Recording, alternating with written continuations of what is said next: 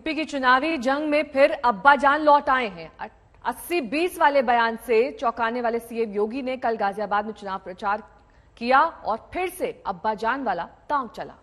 दरअसल आपको बता दें कि पहली लड़ाई पश्चिमी यूपी की है, जहां ध्रुवीकरण और तुष्टीकरण हिट फॉर्मूला रहा है। पिछले चुनाव में बीजेपी को इसी फॉर्मूले पर बम्पर जीत मिली, इसलिए बीजेपी फिर इस बार भी इसी राह पर जीत देख रही है।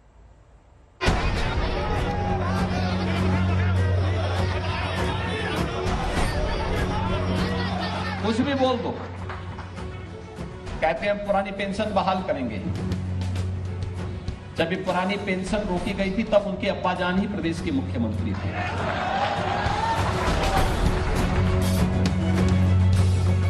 भाजपा की सरकार बनी, योगी जी ने कानून और व्यवस्था को सुधारा है। हमें पलायन करने वाले पलायन कर गए।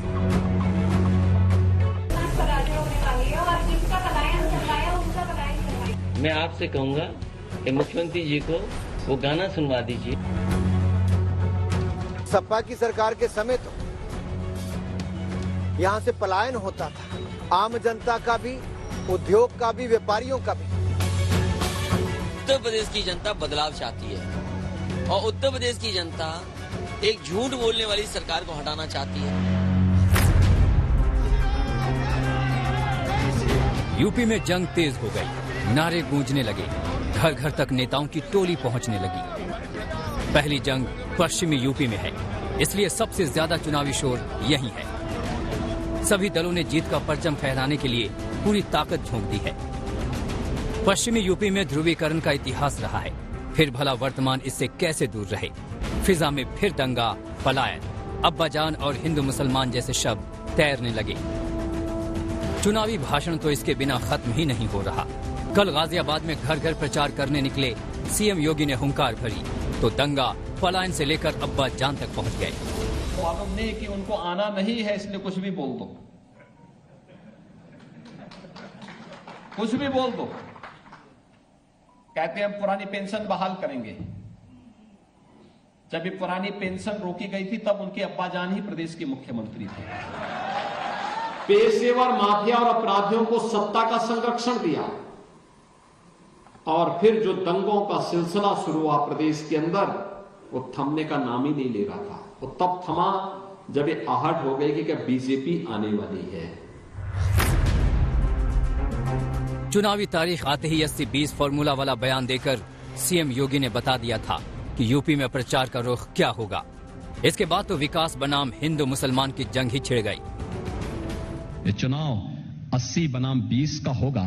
80% समर्थन एक तरफ होगा, 20% दूसरी तरफ होगा और मुझे लगता 80% सकारात्मक ऊर्जा के साथ आगे बढ़ेंगे। 20% हमेशा विरोध किए हैं, विरोध करेंगे, लेकिन सत्ता बीजेपी की आएगी। बीजेपी फिर सबका साथ, सबके विकास के अभियान को आगे बढ़ाने का कार्य करेगी। हमने कहा जिस सबके लिए हमने काम किया है और सबका हमें समर्थन मिलेगा। 20% वोटों में ये सपा, बसपा, कांग्रेस आदि जो राजनीतिक दल हैं उसके अंदर सिमट करके रह जाएंगे, क्योंकि ये जातिवादी राजनीति करते हैं, ये तुष्टीकरण की राजनीति करते हैं, ये गुंडों, अपराधियों, माफियाओं को संरक्षण देने वाली राजनीति। पश्चिमी यूपी की सियासत ध्रुवीकरण और तुष्टीकरण के इर्द गिर्द घूम रही है। पिछले चुनाव में दंगा पलायन का दांव खूब चला, बीजेपी इस रेस में बाजी मार गई, उसे झोली भर भर कर सीटें मिली। इस बार भी जोर इसी पर है। अखिलेश ने मुस्लिम वोट के बिखराव को रोकने के लिए जिन्ना काट चला तो बीजेपी भी उसी पिच पर कूद पड़ी। राष्ट्रपिता महात्मा गांधी, जवाहरलाल नेहरू, जिन्ना एक ही संस्था में पढ़ करके बैरिस्टर बन करके आए थे, एक ही जगह पर पढ़ाई लिखाई की उन्होंने, वो बैरिस्टर बने, उन्होंने आजादी दिलाई। उन्हें किसी भी तरीके से किसी का भी संघर्ष करना पड़ा हुआ तो वो पीछे नहीं। समाजवादी पार्टी को जब 2012 में सत्ता मिली तो समाजवादी पार्टी ने पहला निर्णय लिया था श्री राम जन्मभूमि पर आतंकी हमला करने वाले आतंकवादियों के मुकदमों को वापस लेने का। फर्क साफ है, उनको सत्ता मिली, उन्होंने आतंकवादियों के मुकदमों। यूपी में पहले दौर में पश्चिमी यूपी के उन सीटों पर मतदान है जहां मुसलमान बड़ा फैक्टर हैं।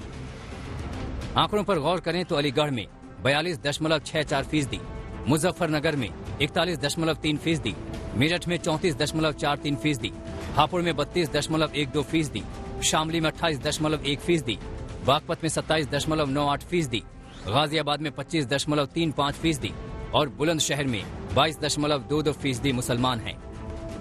ये वोट ही यहाँ की सियासत तय करते हैं। ध्रुवीकरण और तुष्टीकरण भी इसी का नतीजा है। फिर चुनावी पारा चढ़ेगा तो दंगा, पलायन, जिन्ना अब्बाजान के नारे तो शोर मचाएंगे ही। आज तक ब्यूरो।